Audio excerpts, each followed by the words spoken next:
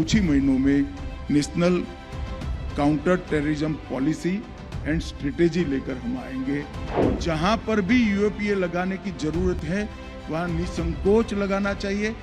तीनों सेक्टर जो हमारे लिए नासूर बनकर खड़े थे, चाहे कश्मीर हो, चाहे नॉर्थ ईस्ट हो, चाहे वामपंथी उग्रवाद हो, तीनों जगह पे उग्रवादी घटनाओं पर एक मजबूत स्थिति कंट्रोल हमारी सुरक्षा एजेंसियों ने प्राप्त किया है। 2014 के बाद देश में कोई बड़ी टेरर घटना नहीं हुई है। 2006 से 13 और 14 से 21 आतंकवादी घटनाओं का हिसाब किताब करें तो 70% की कमी आतंकवादी घटनाओं में दिखाई पड़ी है।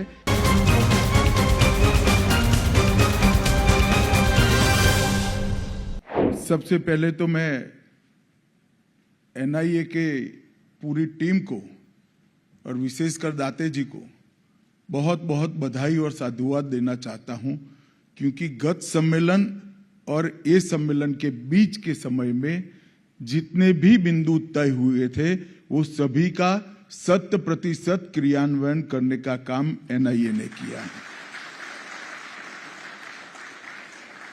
गत सम्मेलन में मैंने अपेक्षा व्यक्त की थी कि एनआईए जांच एजेंसी नहीं है।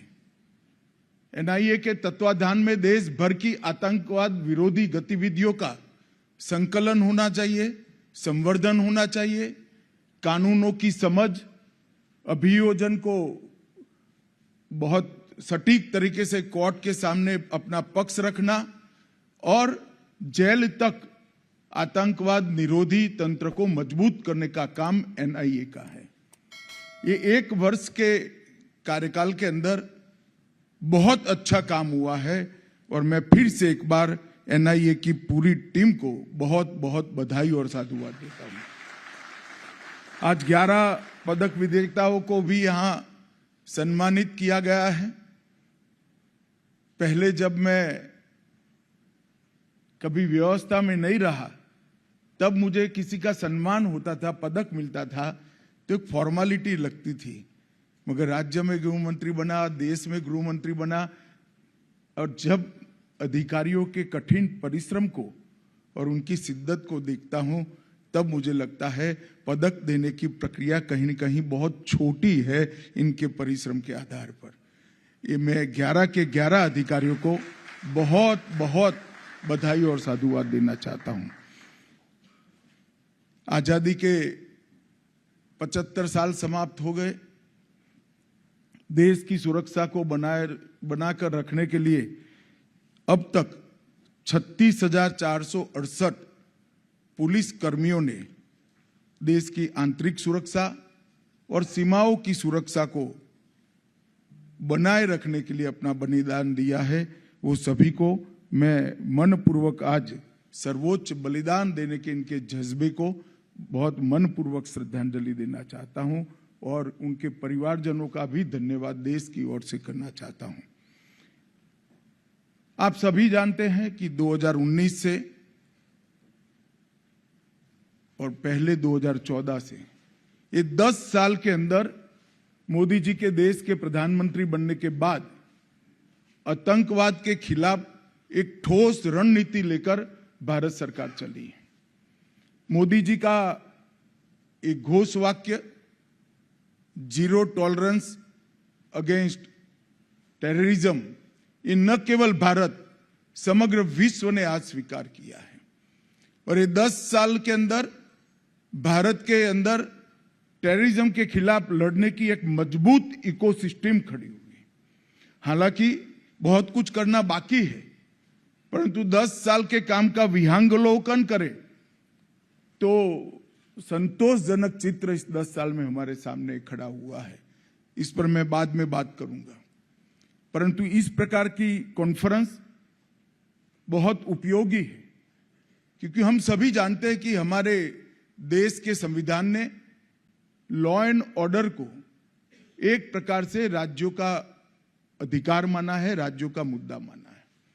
लॉ एंड ऑर्डर राज्यों का अधिकार हो, मुद्दा हो, वो बहुत उचित निर्णय है और इसकी सराहना जितनी कम की जाए इतनी कम है, क्योंकि इतने बड़े देश में कानून और व्यवस्था सेंटर नहीं संभाल सकता, परंतु जहां तक आतंकवाद से निपटने का सवाल है, राज्यों की अपनी सीमाएं हैं, राज्यों की भौगोलिक सीमाएं भी हैं, संवैधानिक सीमाएं भी है, और आतंकवाद और आतंकवादियों की कोई सीमा नहीं है। वो अंतर्राज्यीय भी षड्यंत्र करते हैं, अंतर्राष्ट्रीय भी षड्यंत्र करते हैं, और इसके खिलाफ अगर हमें सटीक तरीके से अपनी रणनीति बनानी है तो एनआईए का उपयोग कर इस प्रकार के सम्मेलनों से आतंकवाद को, नारकोटिक्स को, हवाला के काम को और कई प्रकार की अनेक गतिविधि जो देश की न केवल सीमा, अर्थतंत्र और कई प्रकार की सुरक्षाओं को खतरे में डालती है, इसके खिलाफ मजबूत लड़ने का तंत्र बनाना है।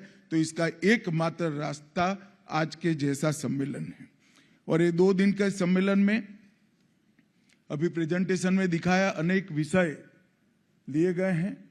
मैंने भी 1 महीने से इनकी तैयारी को बारीकी से देखा है और मुझे भरोसा है कि ये सम्मेलन सिर्फ चर्चा का प्लेटफॉर्म नहीं बनेगा।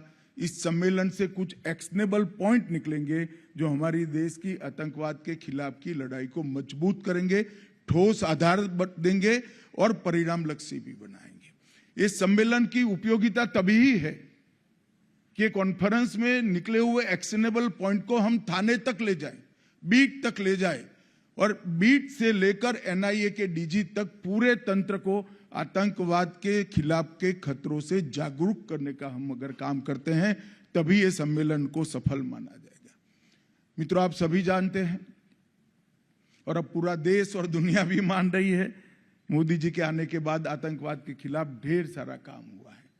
आतंकवाद के खिलाफ लड़ाई का मतलब ये नहीं है कि कुछ षड्यंत्र को पकड़कर उसका पर्दाफाश कर दिया जाए। आतंकवाद के खिलाफ लड़ाई का मतलब है आतंकवाद के खिलाफ लड़ने वाली एजेंसियों के हाथ कानूनी रूप से मजबूत किया जाए, एक ऐसी इकोसिस्टम बनाई जाए जिसके आधार पर आतंकवाद के खिलाफ की लड़ाई हमारी मजबूत हो। और मैं आज आप सभी को बताना चाहता हूं, क्योंकि पिसमिल होते जाता है, हम लोग इसको एक पेपर पर रखकर जब देखते हैं तभी मालूम पड़ता है कि कितना विराट काम ये 10 साल के हुआ है। 2 अगस्त 2019 को हमने एनआईए एक्ट में संशोधन किया, जिसमें नए अपराध भी जोड़े और एक्स्ट्रा टेरिटोरियल क्षेत्राधिकार भी दिया। एनआईए अब विदेश में भी जांच कर सकती है। यूएपीए में भी 14 अगस्त 2019 को संशोधन किया और संपत्ति जब्त करने का अधिकार दिया और व्यक्ति को और संगठन को आतंकवादी घोषित करने का अधिकार भी हमने यूएपीए के तहत दिया, जिसका बहुत संयमित परंतु सटीक उपयोग ये 5 साल में हमारे तंत्र ने किया है। हमने गृह मंत्रालय द्वारा डी रेडिकलाइजेशन के प्रयासों का समन्वय किया गया। विभिन्न मंत्रालयों ने भी अपनी रणनीति तैयार की और एक संस्थागत तंत्र स्थापना करने का काम भारत सरकार के गृह विभाग ने 5 साल के अंदर करा है। आतंकवाद की फंडिंग को नियंत्रित करने के लिए 25 सूत्रीय इंटीग्रेटेड योजना 2020 में बनाई गई, जिसमें आतंकवाद के हर स्वरूप को, जिहादी आतंकवाद से लेकर नॉर्थ ईस्ट के आतंकवाद से लेकर वामपंथी उग्रवाद से लेकर फेक इंडियन करेंसी नोटों से लेकर नारकोटिक्स तक ढेर सारे कदम उठाए गए। एफसीआरए से लेकर रेडिकलाइजेशन की फाइनेंसिंग से लेकर अवैध हथियारों की तस्करी तक 4 एजेंसियों में काम बांटकर सामंजस्य के साथ ये इकोसिस्टम को तोड़ने का काम किया गया और इसके बहुत अच्छे नतीजे मिले हैं। मल्टी एजेंसी सेंटर मैक की वर्किंग को रिवैम्प किया गया। मल्टी एजेंसी सेंटर का 2022 का जो ऑर्डर निकला है, इसके अंदर न केवल मैक के दायरे को बढ़ाया गया, इसको साइबर सुरक्षा, narco terrorism, gun running, organise crime network और उभरते हुए कट्टरवादी हॉटस्पॉट, इसकी एक कंटिन्यूअस मॉनिटरिंग की एसओपी भी बनाई गई, जिसके परिणाम स्वरूप ढेर सारे गुनाहों को हम होने से पहले रोकने में सफल हुए हैं।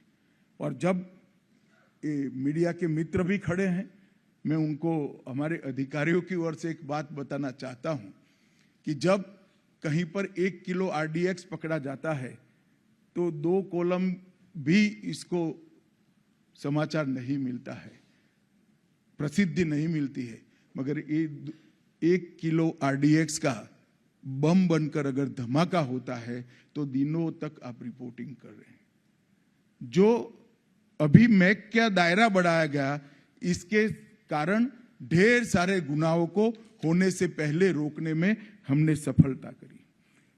नेशनल मेमोरी बैंक को स्थापित किया गया और उसको प्रभावी रूप से लागू करने के लिए काम किया गया। इंफॉर्मेशन के आधार पर एक सेंट्रल डेटाबेस की रचना भी की गई। कई सारे डेटाबेस राष्ट्रीय स्तर पर बनाए गए हैं, मैं बाद में इसकी बात करता हूं, जिसके उपयोग से हम नीचे तक आतंकवाद को मूल से उखाड़ फेंकने के लिए हमारे प्रयासों को फायदा हो सकता है। एसपीजी एक्ट में भी सुधार किया, आर्म्स एक्ट में भी सुधार किया, वेपन मैन्युफैक्चरिंग सेक्टर में प्राइवेट सेक्टर को तो जरूर खोला, परंतु इसके सुरक्षा के सारे नियमों को चौक चौबंद किया गया।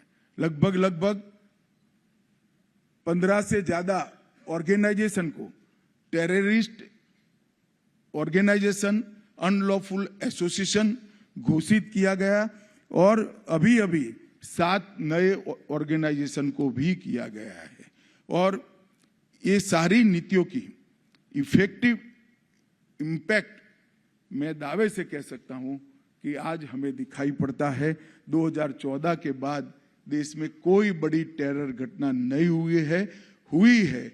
इसमें हमारे पुलिस बल ने सफलतापूर्वक इसको निरस्त करने का काम किया। और 2006 से 13 और 14 से 21 आतंकवादी घटनाओं का हिसाब किताब करें तो 70% की कमी आतंकवादी घटनाओं में दिखाई पड़ी है। और ये जो 30% भी है, इसमें पुलिस एक्शन को भी, आतंकवादियों के साथ जो मुठभेड़ होती है, इसको भी शामिल किया गया है। इसका मतलब ढेर सारा हमने आतंकवाद की प्रवृत्ति को रोकने में सफलता पाई है। आतंकवादियों की सेल्फ लाइफ में भी कमी आई है, जो पहले 2 साल तक थी, अब कुछ दिनों तक इसको सीमित करने में हम सफल रहे हैं। आज इस सम्मेलन में 21 राज्यों के पुलिस प्रमुख हैं और सभी राज्यों के आला अधिकारी शामिल हुए हैं। हमने ये 5 साल के अंदर ढेर सारे डेटाबेस को क्रियान्वयन किया है। नेटग्रिड एक केंद्रीकृत डेटा एक्सेस सॉल्यूशन है। नेटग्रिड का उपयोग करने के लिए एसपी तक एक कार्य संस्कृति का विकास होना चाहिए। जब तक नेटग्रिड के डेटा के उपयोग की कार्य संस्कृति विकसित नहीं होती है, नेटग्रिड का डेटा कोई काम नहीं है, वो एक इलेक्ट्रॉनिक कपबोर्ड है। मैं चाहूंगा कि ये इलेक्ट्रॉनिक कपबोर्ड में डेटा की जो ज्वेलरी है वो आपके थाने तक पहुंचे, आपके एसपी तक पहुंचे, इसलिए आप सबने काम करना पड़ेगा। एनआईए ने एनटीडीएफएसी का डेटा बनाया है, राष्ट्रीय आतंकवाद का डेटा और उसका विश्लेषण केंद्र बनाया है, अभी वो बनने की प्रक्रिया में है, परंतु इसको समृद्ध करने का काम आपको करना चाहिए। एंटी टेरर डेटाबेस भी बन चुका है, निदान के द्वारा नार्को अपराधियों का डेटा बन चुका है, नफीस के अंदर 3 करोड़ से ज्यादा फिंगरप्रिंट का डेटा आज उपलब्ध है, जो आपके पुलिस स्टेशन से एक्सेस इसको मिल सकता है। एनकोड नारकोटिक्स के समन्वय मैकेनिज्म का हमने एक प्लेटफॉर्म बना दिया है और मानस एक हेल्पलाइन भी बनाई है नारकोटिक्स के रोकथाम के लिए। ये सारे डेटाबेस को उपयोग कर इस साइलो में पड़े डेटाबेस को एआई का उपयोग कर इसके एनालिसिस और उपयोग के लिए भी अब एनआईए इनिशिएटिव ले रही है। परंतु मेरा सभी राज्यों के पुलिस प्रमुखों को आग्रह है, और विनंती भी है कि आपके सभी स्तंभ की ट्रेनिंग में ये डेटा के उपयोग को हिस्सा बनाइए। अमित गर्ग जी यहाँ बैठे हैं। हम राष्ट्रीय अकादमी में तो अब बनने वाले सभी एसपी को इसका ढंग से प्रशिक्षण देंगे, परंतु जब तक डीवाईएसपी, पीआई, पीएसआई इस सबको भी ये डेटाबेस के उपयोग का महत्व नहीं समझाएंगे, मैं नहीं मानता इसका उपयोग हो पाएगा। तो मैं चाहता हूं कि इसका उपयोग ज्यादा हो, और मैं एनआईए को भी कहना चाहूंगा कि क्वेरी बेस्ड एक्सेस के माध्यम से ये डेटा को नीचे पहुंचाने में आपने भी कोई तंत्र को समन्वयित करना चाहिए और तंत्र की रचना करनी चाहिए। रैंसमवेयर, मेलवेयर, ये सब से ये डेटा की सुरक्षा की जिम्मेदारी भी एनआईए ने ही लेनी पड़ेगी। नेशनल क्राइम रिकॉर्ड ब्यूरो ने ठीक प्रकार से व्यवस्था की है, परंतु एनआईए का दायित्व है कि जितने भी डेटा की चोरी के मामले दुनिया भर में आते हैं, इसका एनालिसिस कर टाइम टू टाइम अपनी सुरक्षा को अपग्रेड करना चाहिए। एनआईए एक्ट में हमने जो सुधार किया, इसमें ह्यूमन ट्रैफिकिंग, साइबर, आतंकवाद, विस्फोटक पदार्थ का अधिनियम और आर्म्स एक्ट को भी अब हमने डाल दिया है।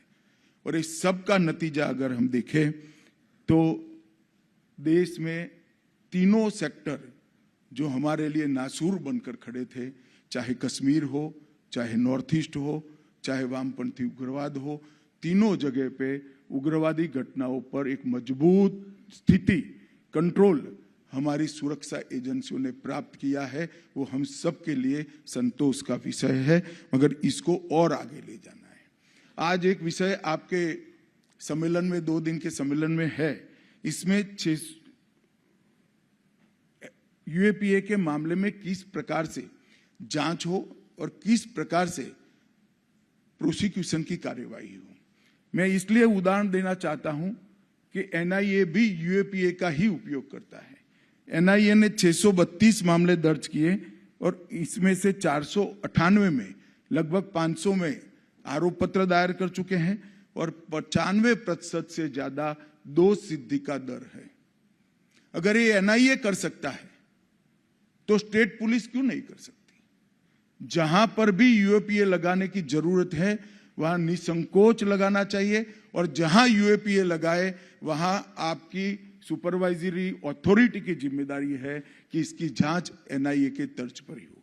इसलिए मेरा आग्रह था, और अभी अभी एक एसओपी, इसकी पूरी एक बहुत अच्छा बुकलेट मैंने डिटेल में देखा भी है, सदानंद जी मुझे 20-25 दिन पहले देकर गए थे। एक बहुत अच्छी एसओपी की बुकलेट यहां से जारी की है, तो मैं मानता हूं कि इसका उपयोग करना हर राज्य पुलिस ने अपनी कार्य संस्कृति में डालना चाहिए। मित्रों, टेक्निक का उपयोग जब तक हम हमारी पूरी फोर्स को तकनीक के उपयोग से ट्रेन नहीं करेंगे, इसके खिलाफ हम नहीं लड़ सकते। अब आतंकवाद का सामना जो हमें करना है वो समझकर चलिए। वो सीमाहीन और अदृश्य तरीके से आतंकवादी हमले और उनका षड्यंत्र हमारे खिलाफ खड़ा है। अगर इसका हमें सटीक सामना करना है तो उच्चतम टेक्नोलॉजी से हमारे युवा अफसरों को लैस करना पड़ेगा, उनकी ट्रेनिंग करनी पड़ेगी, और उसको भी हमने आने वाले दिनों में ट्रेनिंग का एक अहम हिस्सा बनाना चाहिए। कई सारे राज्यों ने बनाया है, मगर जिस स्तर की ट्रेनिंग चाहिए उस स्तर की ट्रेनिंग नहीं है। कम से कम डीवाईएसपी को तो 100% तकनीक से लैस कर ही फोर्स के अंदर इंक्लूड करना चाहिए। और मैं सभी राज्यों को ये कहना भी चाहता हूं, अगर आप इसमें मदद की जरूरत है तो हैदराबाद की एकेडमी भी आपको मदद कर सकती है। टेररिज्म, टेररिस्ट और टेररिज्म के इकोसिस्टम के लड़ने के लिए गृह मंत्रालय ने जो प्रोएक्टिव अप्रोच बनाया है, उसमें हम एक अगला कदम लेकर आ रहे हैं। कुछ ही महीनों में national counter terrorism policy and strategy लेकर हम आएंगे, जिसमें आप सबकी भूमिका अहम होगी। भारत सरकार का गृह मंत्रालय पॉलिसी एंड स्ट्रेटेजी का दस्तावेज बना सकता है, इसमें हमें अपनी भूमिका का निर्वहन भी कर सकता है, परंतु जैसा मैंने कहा कि पुलिस राज्य का सब्जेक्ट है, लड़ना तो राज्य की पुलिस ने ही पड़ेगा। सारी एजेंसी आपके सपोर्ट में रहेगी, सूचना देने से लेकर एक्शन लेने तक, परंतु जब तक एक ऐसा ग्रुप नहीं बनेगा राज्य के अंदर जो टेररिज्म के खिलाफ जीरो टॉलरेंस का मूड रखता हो, तब तक ये सफल नहीं हो सकता। कुछ ही दिनों में national counter terrorism policy and strategy लेकर आएंगे और टेररिज्म से जुड़े हुए कई मुद्दों के समाधान के लिए मैक प्लेटफॉर्म पर फोकस ग्रुप मीटिंग और स्टैंडिंग फोकस ग्रुप का भी हमने गठन कर दिया है, जो 365 डे 24 आवर इस विषय को लेकर फोकस तरीके से काम करते हैं। मैं आज 3 आपराधिक कानूनों पर भी आपको बात करना चाहता हूं, क्योंकि राज्य के बहुत सारे पुलिस प्रमुख यहां पर है और बाकी लोग ऑनलाइन जुड़े हुए हैं। ये 3 आपराधिक कानून जो हम नए लेकर आए हैं, वो हमारी आपराधिक न्यायिक प्रणालिका के अंदर आमूलचूर परिवर्तन के लिए, और हम हमारी आपराधिक न्यायिक प्रणाली का उद्देश्य में ही बदलाव करें। अंग्रेजों ने जो कानून बनाए थे, इनके राज्य की रक्षा के लिए थे, सरकारी तंत्र की रक्षा के लिए थे, सरकारी अफसरों की रक्षा के लिए थे। हम जो कानून लेकर आए हैं, वो कानून नागरिक के अधिकारों की रक्षा और संविधानदत्त अधिकार जो उसको मिला है, इसके क्रियान्वयन के लिए, इनकी संपत्ति की सुरक्षा, इसके सम्मान की सुरक्षा, ये हमारा दायित्व है। तो तीनों कानून के लिए सभी राज्य के पुलिस विभागों ने बहुत अच्छा काम किया है, मगर मेरा अभी भी आग्रह है कि लेटर एंड स्पिरिट में इसको लागू करने का काम को और स्पीडी किया जाए, जुडिशियरी के साथ भी समन्वय किया जाए, जेल को भी अपग्रेड करनी पड़ेगी। एफएसएल का जो हमने प्रावधान किया है, इसको सफल करना है तो मैन पावर के लिए आपने अपनी राज्य सरकारों से बात कर उचित मैन पावर की प्राप्ति करनी पड़ेगी, तभी जाकर अपराधियों को सजा दे पाएंगे, और जिस पर अपराध नहीं है वो लोगों को समय पर रिहा करेगा। मैं आज आप सभी को कहना चाहता हूं, गृह सचिव अभी कोऑर्डिनेट कर रहे हैं, इसके अंदर एक प्रावधान है कि एक निश्चित मात्रा में ट्रायल के तहत कोई जेल में रहता है तो उसको अपने आप बेल देने का एक प्रावधान है। 26 नवंबर हमारा संविधान दिवस है। मेरा आप सबसे विनती है, इसके पहले नए कानून के तहत जिसको बेल का अधिकार है, जिसको बाहर जाने का अधिकार है, वो सभी का हम एक अभियान चलाकर बेल करा दें। हमारे गृह सचिव जी आपके साथ इसको कोऑर्डिनेट कर रहे हैं। तो इसके अंदर तकनीक को बहुत प्राधान्य दिया गया है। मैं आपको विश्वास के साथ कह सकता हूं कि जेल, एफएसएल, कोर्ट, अभियोजन और पुलिस, ये पांचों जगह 100% तकनीकी क्रियान्वयन होने के बाद हमारे ये 3 आपराधिक कानून दुनिया के सबसे आधुनिक और तकनीक से लैस कानून होंगे, और एक लंबे समय तक इसके अंदर कोई बदलाव करने की जरूरत नहीं पड़ेगी। इस प्रकार से इसने बनाया है। और आतंकवाद का जहां तक सवाल है, आजादी के 76 साल के बाद पहली बार ये कानूनों के अंदर हमने आतंकवाद को परिभाषित किया है, आतंकवाद की व्याख्या की है। कई सारे केसों के अंदर कोर्ट के बहुत तीखे सवाल आते हैं कि टेररिज्म का मतलब क्या है, टेररिस्ट का मतलब क्या है। इसकी व्याख्या पहली बार करने का काम हमने इस कानूनों के अंदर किया है। और ट्रायल इन एब्सेंसिया, जो देश की सीमाओं के बाहर षड्यंत्र कर हमारे देश की सीमाओं के अंदर गुनाह करते हैं, इनके खिलाफ भी केस चलाने का अधिकार प्रोसिक्यूशन एजेंसी के साथ पास है। इसका भी उपयोग टेररिज्म के केस में विशेषकर और आर्थिक अपराधों के केस में जरूर करना चाहिए, ऐसा मेरा आग्रह है। फॉरेंसिक प्रयोगशालाओं के अवस्था के पास आएगी, चाहे भारत सरकार की आईबी के पास आएगी, सूचना वहीं से आनी है, और वहां एक विशेष दृष्टि हमने निर्मित करनी पड़ेगी। इसके लिए थानों के अधिकारियों को खुफिया जानकारी एकत्रित करना, लक्षित जांच करना और समुदायों के बीच में जो तनाव पैदा करने के मामले उसको भी सजग दृष्टि से देखना। ये आसूचना संकलन के लिए भी राज्य के प्रमुखों ने एक एसओपी बनानी चाहिए अपने अपने राज्य के हिसाब से और आगे बढ़ना चाहिए। मेरा आप सभी से आग्रह है कि एनआईए अभी पकड़े गए हथियारों का जो डेटाबेस बना रहा है वो अपने अपने राज्यों से, विशेषकर वामपंथी उग्रवाद, कश्मीर और नॉर्थ ईस्ट के राज्यों से जरूर ये डेटाबेस को समृद्ध करिएगा, क्योंकि हथियार कहां से आया, किस मार्ग से गया और कैसे देश के विरोधियों के पास पड़ा, ये जब तक हम जांच नहीं करते छिद्र हम नहीं भर सकते हैं। इसलिए ये डेटा को समृद्ध करना आपकी जिम्मेदारी है और डेटा के माध्यम से आपके राज्य में जो छिद्र है, जो चैनल है हथियार पहुंचाने का, इसको भी पकड़ना ये भी आपका काम है। साइबर सुरक्षा के लिए बहुत सारी बातें कई प्लेटफॉर्म पर हुई है, मगर I4C का बहुत फायदा उठाना चाहिए और 1930 पोर्टल जो है उसको आपके यहाँ व्यवस्था को चौक चौबंद भी करना चाहिए और वो नंबर को हमने पॉपुलर करने का भी काम करना चाहिए। प्रधानमंत्री जी ने 10 point global anti terror plan पूरे विश्व को दिया है और अभी प्रेजेंटेशन में आपने देखा FATF ने भारत में इसके क्रियान्वयन के लिए संतोष व्यक्त किया है और यहाँ पर कई सारी जो अंतर्राष्ट्रीय आतंकवाद को रोकने के लिए मीटिंगें हुई, इंटरपोल की General Assembly, no money for terror, United Nation Security Council counter terrorism और G20 में भी चर्चा हुई। इस सब में प्रधानमंत्री जी के 10 पॉइंट के ग्लोबल एंटी टेरर प्लान को सब ने सराहा है। मित्रों, मैं आज फिर से कहना चाहता हूं कि टेररिज्म तभी समाप्त हो सकता है, हम इसके खिलाफ पूरी शिद्दत के साथ, कम से कम नुकसान के साथ तभी लड़ सकते हैं जब थाना से लेकर राज्य के पुलिस प्रमुख तक पूरी हमारी पुलिस की व्यवस्था इसके लिए जागरूकता लाए और एक साथ काम करें और ये करने की जिम्मेदारी आपकी है।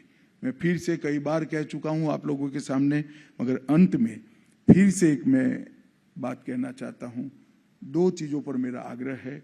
मैक के प्लेटफॉर्म में जितनी हो सके उतनी ज्यादा इंफॉर्मेशन साझा कीजिए और आपके अप्रोच के अंदर बहुत पुराने समय में नीड टू नो का जो एक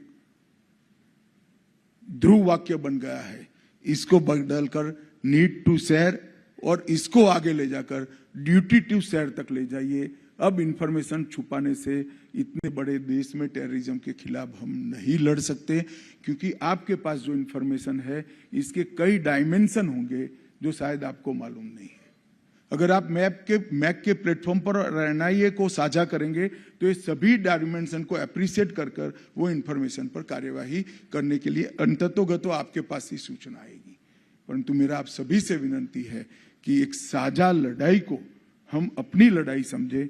कोई राज्य टेररिज्म से बच नहीं सकता जब तक हम ये लड़ाई को साझा लड़ाई समझकर न चले। मुझे पूरा विश्वास है मोदी जी के नेतृत्व में भारत सरकार का गृह मंत्रालय एक मजबूत संकल्प के साथ इस देश में टेररिज्म के खिलाफ लड़ने का एक इकोसिस्टम भी बनाएगा, परिणाम भी लाएंगे और सफल भी होंगे।